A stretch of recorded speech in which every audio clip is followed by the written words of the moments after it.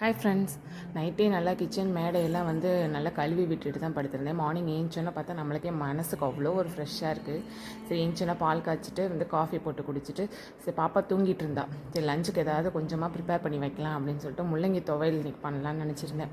சரி அதை மட்டும் கட் பண்ணது கொஞ்சம் வதங்க லேட் ஆகும்.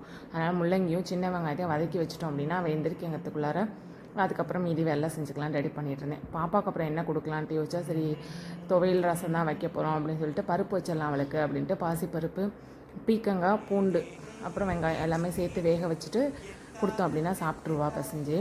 அதனால் இன்றைக்கி அதை இதை ரெடி பண்ணியிருந்தேன் அவளுக்கு. இது மாதிரி தனித்தனியாக செய்யும்போது வேலை அப்படியே அதிகமாகிடுதுங்க. இன்றைக்கி இதுதான் லஞ்சு. நல்லா சுட சுட சாதம், முள்ளங்கி துவையல். நீங்கள் முள்ளங்கியில் இது வரைக்கும் துவையல் ட்ரை பண்ணதே இல்லை அப்படின்னா நம்ம சேனலில் வீடியோ இருக்குது, ஒரு டைம் ட்ரை பண்ணி பாருங்கள். ஹஸ்பண்டுக்கு ரொம்ப ரொம்ப பிடிச்ச கருவாடு தொக்கு பண்ணியிருந்தேன். அவருக்கு அது இருந்துச்சுன்னா போதும், ரொம்ப ரொம்ப ஹாப்பியாகிடுவார். வீட்டில் பண்ண வடகம் பொரிச்சிருந்தேன், அவ்வளோதான்.